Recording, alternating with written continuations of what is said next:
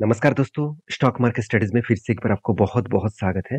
तो मैं आज फिर से आपके सामने हाजिर हुआ हूँ, कुछ स्टॉक के अपडेट्स लेकर। तो इस वीडियो को लास्ट तक ज़रूर देखिए क्योंकि इस वीडियो के अंदर आपको मैं सारे कंपनीज़ के डिटेल्स के साथ-साथ टेक्निकली चार्ट पैटर्न्स के बारे में भी डिस्कशन करूँगा। जो टेक्निकली चार्ट पैटर्न को आप सीख कर एज़ ए स्विंग ट्रेडिंग्स के हिसाब से काम कर सकते हैं। तो एक-एक करके मैं सारे पॉइंट आपके साथ शेयर करूँगा, तो इस वीडियो को लास्ट तक देखिए और अभी तक अपने चैनल को सब्सक्राइब नहीं किया तो ज़रूर कर लीजिएगा, कंटिन्यूअसली इस तरीके से इन्फॉर्मेशन और अपडेट्स पाने के लिए। तो चलो देख लेते हैं कौन सा कंपनी है इस वीडियो के अंदर। सबसे पहले जो कंपनी के बारे में डिस्कशन करूं उसका नाम है केपीआईटी टेक्नोलॉजीज। देखिए कंपनी देखा जाए तो एक आईटी सेक्टर सॉल्यूशंस के ऊपर काम करते हैं और आईटी सेक्टर के ऊपर काम करते हैं। और केपीआईटी टेक्नोलॉजी जो है वो मेरे हिसाब से एक software development and software solutions के हिसाब से काम कर रहे हैं। और जो मोबिलिटी जो सेक्टर है, ऑटोमोबाइल्स जो सेक्टर है उसके ऊपर भी काम कर रहे हैं। इस कंपनी का सबसे ज्यादा ग्रोथ आईटी सेक्टर में सबसे ज्यादा अगर किसी कंपनी का ग्रोथ को यूएस मार्केट में रिसेशन के बाद और रशिया और यूक्रेन के युद्ध होने के कारण भी ग्रोथ हुआ है, वो है केपीआईटी टेक्नोलॉजी। अभी इसके पीछे रीजन भी है क्योंकि कंपनी का बिजनेस मॉडल जो है वो टोटली देखा है तो आर्टिफिशियल इंटेलिजेंस और डिजिटल सॉल्यूशन, उसके साथ साथ ऑटोमो जो जो ऑटोनोमस जो ऑटोमोबाइल सेक्टर है, जो मोबिलिटी सेक्टर है, उसके ऊपर कंपनी काम कर रहे हैं। तो देखिए आज जो मतलब गाड़ी के कोई भी प्रॉब्लम्स आए, मतलब गाड़ी के इंजन में, गाड़ी के अंदर कुछ प्रॉब्लम्स आए, उसको ढूंढने के लिए सॉफ्टवेयर यूज किया जाता है। वही सॉफ्टवेयर कंपनी बनाते हैं, केपीआईटी बनाते हैं। साथ ही साथ ऑटोमेटिक सेंसर के माध्यम से गाड़ी ऑटोमेटिक ऑपरेट हो रहा है, वो भी केपीआईटी के माध्यम से, क्योंकि कंपनी आर्टिफिशियल इंटेलिजेंस और डिजिटल सॉल्यूशंस के ऊपर काम कर रहे हैं। तो मैं इस कंपनी के ऊपर बहुत स्ट्रॉन्ग फीलिंग करता हूँ क्योंकि इस कंपनी का बिजनेस मॉडल फ्यूचर में और भी आगे बढ़ाएगा। क्योंकि ऑटो सेक्टर का जिस तरीके से ग्रोथ हो रहा है, मेरे हिसाब से जो जो कंपनी ऑटो सेक्टर के साथ जुड़कर काम कर रहे हैं वो कंपनी का ग्रोथ होने वाला है। देखिए 2018 के बाद इस कंपनी के ऊपर बिग क्रैश आया था, बिग क्रैश। क्योंकि 2018 के बाद ऑटो सेक्टर में भी बिग क्रैश आया था। मैं आपको चार्ट पैटर्न में दिखाऊंगा। उससे पहले इस बात को याद रखना, 2018 के बाद कंपनीज के भी ऊपर करेक्शन हुआ था और ऑटो सेक्टर के ऊपर भी करेक्शन हुआ था, क्योंकि इसका मेजर जो बिजनेस है वो ऑटो सेक्टर के ऊपर है। तो ऑटो सेक्टर गिरेगा तो कंपनी का तो बिजनेस कम होगा ना। तो कंपनीज की जो खासियत है, आरओसी आरओई बेस्ड है। इनकम देखा जाए तो कंपनी के ऊपर धीरे धीरे करके आगे बढ़ रहा है। हाथ में कैश भी है, कर्जा ना के बराबर है। कंपनी का पी रेशियो थोड़ा सा हाई है। कितना हाई है, मैं अगर इसका पी रेशियो एवरेज दिखा दूं तो कितना है 49। और कंपनी का करंट पी रेशियो कितना है 70 के आसपास। इसका मतलब मेरे हिसाब से पी रेशियो बहुत हाई लेवल में देखने को मिला है। अभी कंपनी के जो क्वार्टरली रिजल्ट है वो दिखा दूं तो कंपनी का सेल्स अलग लेवल में इंक्रीज हुआ, अलग लेवल में सेल्स इंक्रीज हुआ और एक्सपेंस को भी कंपनी मेंटेन्स किए। और उसके बाद देखिए कंपनी का प्रॉफिट मार्जिन जो पहले 17% हुआ करता था, इस बार बन चुके 19% के आसपास। 2020 में 13% के आसपास इसका ऑपरेटिंग प्रॉफिट मार्जिन था, परसेंटेज।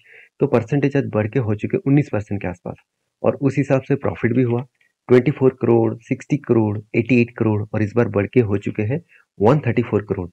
तो इसका मतलब हर लेवल्स में कंपनी खुद को धीरे धीरे करके आगे बढ़ा रहा है। और मजेदार बात यही है कि कंपनी की जो बैलेंस शीट है, यहाँ पे देखिए पहले तो रिजर्व नेगेटिव में था, जीरो में था। आज वो बढ़ के हो चुके हैं कहाँ पे, 1300 करोड़ के आसपास। हाँ, कुछ बोरिंग्स भी उठाया, उतना ज्यादा नहीं। और देखिए फिक्स्ड एसेट भी लगातार बढ़ते चले गए। और इस बार कंपनी हाईएस्ट पैसा बिजनेस के ऊपर लगा के रखे, करीबन 33 करोड़ के आसपास। तो ये सारे पॉइंट्स कंपनी के अलग लेवल का रिप्रेजेंट करते हैं। तो कंपनीज की जो परफॉर्मेंस है उसके बारे में और एक चीज दिखा दूं कि कंपनी ने जो बोरिंग्स उठाया, वो बोरिंग्स जो है आप देखेंगे तो यहाँ पे देखिए फिक्स्ड एसेट परचेज पहले कितने के वो देख लीजिए, 130 करोड़ के आसपास। आज तक की highest fix asset company purchase की।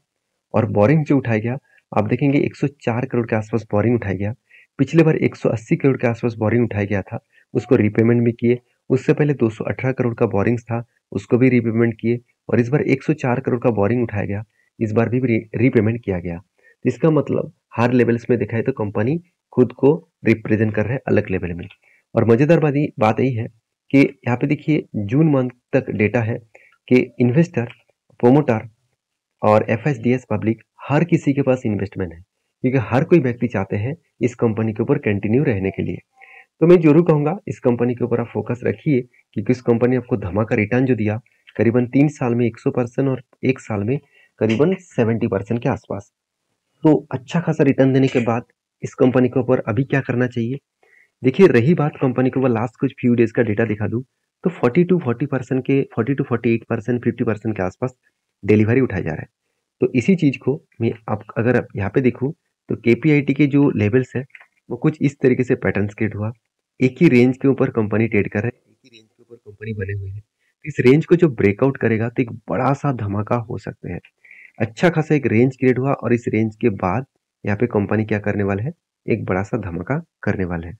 तो मेरे हिसाब से इंतजार मैं जरूर करूंगा, क्योंकि इस तरीके से बॉक्स फॉर्मेट में जो ट्रेड बनता है वो यूएस डांसर निकोलास इस तरीके से बॉक्स फॉर्मेट में जो ट्रेड बना है इसको फॉलो करके उन्होंने करोड़ों का पैसा कमाया है। तो इस स्ट्रेटेजी बहुत स्ट्रांग है। मैं बहुत बार इसको फॉलो भी कर चुका हूँ, बहुत बार इस तरीके से ट्रेड भी लिया हूँ। तो जब इस स्ट्रेटेजी को ब्रेकआउट करेगा, देखिए यहाँ पे ब्रेकआउट तो हुआ मगर उतना ज्यादा कंफर्मेशन मुझे नहीं मिला, क्योंकि वॉल्यूम डाउन है। और दूसरी बात, जो यहाँ पे कैंडल बन रहा है, मैं थोड़ा सा आपको जूम करके दिखा देता हूँ। देखिए जो कैंडल्स बना है ब्रेकआउट का, वो ऊपर साइड में ज्यादा से ज्यादा शैडो आपको देखने को मिला। इसका मतलब हायर लेवल्स वो नीचे जरूर आएगा। देखिए नीचे आया, फिर से ऊपर जा रहा है। यहाँ पे कोई भी अगर बिग कैंडल दिखे और वो भी इस तरीके से कोई ग्रीन कैंडल दिखे, तो उसके ऊपर मैं जरूर एंट्री लूंगा और उसके नीचे मेरा स्टॉप लॉस रहेगा और मैं टारगेट को आगे लेके जाऊंगा। तो बाकी देखा जाएगा क्या होने वाला है। तो फिलहाल के लिए कोई एंट्री लेवल्स नहीं है, फिलहाल के लिए इंतजार करना ही ठीक रहेगा। तो नेक्स्ट जो कंपनी है जिसके बारे में डिस्कस करूँ, वो भी एक आईटी सेक्टर कंपनी है जिसका नाम है हैप्पीस्ट माइंड टेक्नोलॉजीज। देखिए हैप्पीस्ट माइंड के बारे में बात करूँ तो आईटी सॉल्यूशन, आईटी सॉफ्टवेयर की इंडस्ट्रीज में इसका भी नाम देखने को मिलता है। कंपनी कोई छोटा मोटा कंपनी है, 13,000 करोड़ के आसपास मार्केट कैप है। हाँ, थोड़ा सा कंपनी कर्जा ज्यादा लिया, बाकी जो आरओसी आरओई है वो बेस्ट है। पी भी कंपनी का हाई है। इसका मतलब कंपनी ओवर वैल्यूड सिचुएशन में है। कंपनी के प्रोमोटर के पास होल्डिंग्स भी अच्छा खासा है। और कंपनी के सबसे मजेदार बात यही है कि ईबिटा मार्जिन भी ठीक है, आरओसी भी अच्छा खासा लेवल्स में देखने को मिला।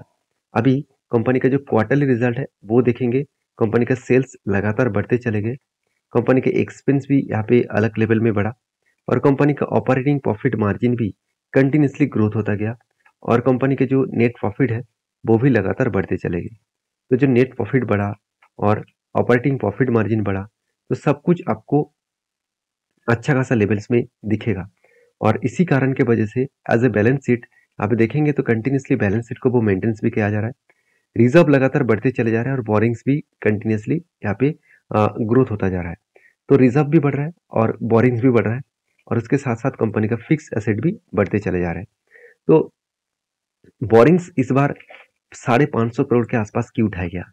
वो आप देखेंगे तो जो बोरिंग्स उठाया गया वो एज ए शॉर्ट टर्म के लिए 364 करोड़ के आसपास शॉर्ट टर्म के लिए, 113 करोड़ वो लॉन्ग टर्म के लिए कर्जा उठाया गया। तो कंपनी बिजनेस को आगे बढ़ाने के लिए कर्जा उठाया है। और रही बात कंपनी का कितना ट्रेड मिला, कितना प्रोजेक्ट मिला, वो देखेंगे तो कंपनी को इस बार 100 मतलब 200 करोड़ के आसपास ट्रेड प्रोजेक्ट मिला है, आप बोल सकते हैं। तो एज ए इन्वेस्टर, प्रोमोटर से लेकर एफएसडीएस पब्लिक हर किसी के पास इन्वेस्टमेंट है। फिर भी डीएस ने देखिए जो जिनके पास 7% के आसपास होल्डिंग था वो घट के हो चुके सिर्फ 1% के आसपास। और एफएस के पास 7% के आसपास होल्डिंग था, वो घट के हो चुके 4% के आसपास। और इसका फायदा किसने उठाया? पब्लिक ने उठाया। और क्योंकि प्रोमोटर के पास पहले जितना होल्डिंग्स था आज भी उतना होल्डिंग्स है। प्रोमोटर ने कोई भी माल नहीं बेचा और कोई भी माल नहीं, मतलब नया खरीदारी भी नहीं की। तो ओवरऑल इस कंपनी के लास्ट कुछ फ्यू डेज का डेटा दिखा दूं तो देखिए अच्छा खासा यहाँ पे डिलीवरी उठाया जा रहा है। अभी इतने क्वांटिटी का डिलीवरी उठाया जा रहा है, क्यों उठाया जा रहा है वो आपको चार्ट पैटर्न में दिखेगा। अभी चार्ट पैटर्न की सबसे बात करूं तो कंपनी के जो चार्ट पैटर्न है, तो मैंने एक ट्रेड मेंशन किया था, यहाँ पे कंटिन्यूसली बाइंग का एक ट्रेड बना था और वो भी 22% के आसपास। और उसके बाद देखिए इस यहाँ पे रेंज बना, हायर लेवल और लोअर लेवल। तो मैं आपको बहुत बार बोल चुका हूँ, जब इस तरीके से कोई ट्रेड बनेगा आपको इंतजार करना पड़ेगा इस लेवल को टच करने के लिए। जब यहाँ पे टच करेंगे तो आप याद रखिएगा आपका टारगेट होगा इस अपर लेवल तक। तो टारगेट कहाँ पे हुआ? यहाँ पे। कितने दिनों में टारगेट हुआ? 150 दिनों में। कितने परसेंट का टारगेट मिला? 22% के आसपास। तो अच्छा खासा टारगेट हो चुके हैं। अभी फिलहाल के लिए फिर से एक बार कफ विथ हैंडल पैटर्न यहाँ पे क्रिएट होते, मतलब अगर दिखे तो मैं फिर से क्वांटिटी ऐड करूंगा, फिर से क्वांटिटी ट्रेड के लिए जरूर सोचूंगा। तो फिलहाल के लिए कोई ट्रेड नहीं बना है, फिलहाल के लिए मैं इंतजार करूंगा। नेक्स्ट जो कंपनी है उसके बारे में डिस्कशन करूँ, उसका नाम है रिलैक्सो फुटवेयर। देखिए रिलैक्सो फुटवेयर इंडिया के नंबर 1 फुटवेयर बिजनेस करने वाला कंपनी था, आज वो सेकंड पोजीशन में आ चुके हैं, क्योंकि जो मेट्रो ब्रांड है वो नंबर 1 बन चुके हैं। मार्केट कैप के हिसाब से वो आगे बढ़ रहे हैं, बहुत तेजी से आगे बढ़ रहा है। कंपनी का ग्रोथ बहुत शानदार तरीके से हो रहा है। रिलैक्सो फुटवेयर कोई आपको मतलब बेकार कंपनी है ऐसे मत समझना। कंपनी का बिजनेस मॉडल बहुत स्ट्रांग है। कंपनी के सिर्फ दो ही वीकनेस है। कंपनी का मैनेजमेंट ये बता रहा है कि कंपनी इतने सालों में जो हाई प्राइस का जो मतलब जो फूडवेयर वो बेचते थे, वो कस मतलब देखा जाए तो मार्केट शेयर को वो बहुत बुरी तरीके से खराब कर दिया, क्योंकि उसको हाई प्राइस के फूडवेयर के साथ साथ लो प्राइस का भी फूडवेयर बेचना चाहिए था, क्योंकि इंडिया में हर कोई व्यक्ति हाई प्राइस का फूडवेयर खरीदारी करेंगे ऐसे बिल्कुल नहीं। ज़्यादा से ज़्यादा कस्टमर इंडिया में लो प्राइस का फूडवेयर भी दिखेगा, तो इसीलिए उसको लो प्राइस बिजनेस करना होगा। तो इसलिए मैनेजमेंट ने डिसाइड किया 2000 मतलब 2023-2024 इस सीजन के अंदर अंदर कंपनी मार्केट शेयर को फिर से गेन करेंगे, क्योंकि इस दोनों कैटेगरी प्रोडक्ट को वो बेचने वाले हैं। तो इसीलिए शायद मुझे लगता है कंपनी के ऊपर एक अच्छा खासा ग्रोथ आने का चांसेस है। फिर भी कंपनी का जो पी रेशियो है मुझे बहुत हाई लगा। अगर मैं पी रेशियो के बारे में बात करूं तो इसका जो पी रेशियो है, अब अगर आप पी रेशियो को चेक करें तो एक टाइम पी रेशियो चला गया था 150 के आसपास, और आज पी रेशियो कहाँ पे है 140 130 के आसपास। तो पी रेशियो आपको लग रहा है कि सस्ते में है, बिल्कुल नहीं।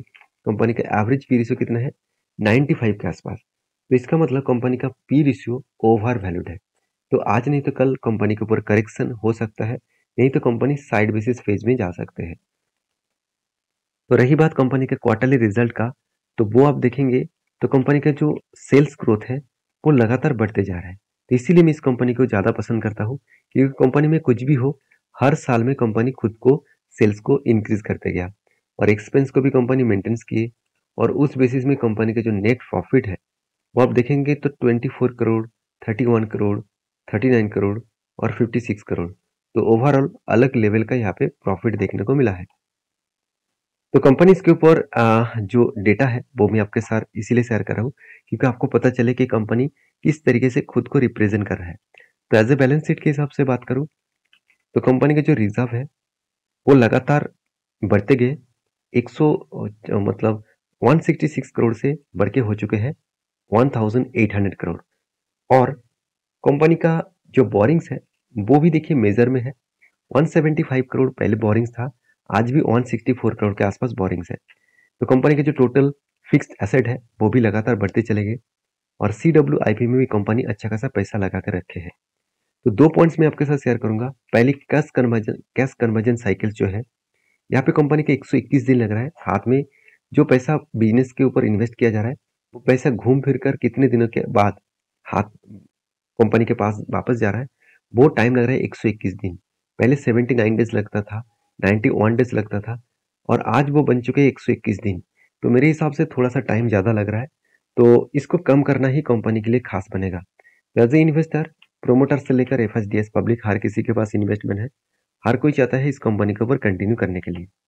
और रही बात इस कंपनी के लास्ट कुछ फ्यू डेज का जो डेटा है वो मैं आपको दिखा दूं कि लास्ट कुछ फ्यू डेज में अच्छा खासा यहाँ पे बाइंग उठाया जा रहा है, करीबन 49 to 50% के आसपास। और इसी की बेसिस में देखा है तो कंपनी के ऊपर एक टेक्निकली चार्ट पैटर्न भी बना, यहाँ पे शोल्डर कम हेड कम शोल्डर बना। फिर से देखिए मुझे लगता है और एक शोल्डर यहाँ पे क्रिएट होगा, उसके बाद अगर ब्रेकआउट करे तो एक बड़ा धमाका हो सकते हैं, क्योंकि इसका टारगेट बन सकता है 22% के आसपास, जो इसका लाइफ टाइम जो सॉरी इसका जो प्रीवियस जो स्ट्रॉन्ग स्विंग हाई है उस लेवल तक वो जाने के बाद यहाँ पे वो क्रैश आउट कर सकते हैं, मतलब यहाँ तक टारगेट हो सकता है। तो रही बात कंपनीज के फिलहाल के सिचुएशन का, तो फिलहाल के लिए इंतजार करना पड़ेगा। फिलहाल के लिए कोई एंट्री लेवल्स नहीं है। जब एंट्री लेवल्स बनेगा तो मैं आपके साथ जरूर शेयर करूंगा। नेक्स्ट जो कंपनी जिसके बारे में बात करूं उसका नाम है श्री वेंकटेश रिफाइनरीज लिमिटेड। तो श्री वेंकटेश रिफाइनरी लिमिटेड एक एडिबल ऑयल बनाने वाला कंपनी है। तो इस कंपनी के ऊपर एक अपडेट्स आया, वो है बोनस देने का। हर एक के बदले कंपनी आपको एक शेयर बोनस के हिसाब से देने वाले है। इसका मतलब आपके पास मान के चलिए 100 शेयर है, तो उसके बदले आपको 100 शेयर एक्स्ट्रा मिल जाएगा। तो इस बात को आपको याद रखना है, और इस कंपनी के ऊपर निवेश करना है तो प्लीज स्टडी करके निवेश करिए। मेरे तरफ से कोई भी बाय एंड सेल का रिकमेंडेशन नहीं है। किसी भी कंपनी के ऊपर काम करना है तो प्लीज सोच समझ कर काम करिए। वीडियो अगर अच्छा लगे तो प्लीज लाइक भी करिए, दोस्तों के साथ शेयर भी करिए। और इस वीडियो टोटली एजुकेशन पर्पस में है, प्लीज रिकमेंडेशन मत समझिए। मिलते नेक्स्ट वीडियो में, तब तक के लिए अच्छे से रहिए, अपने ख्याल रखिए। धन्यवाद।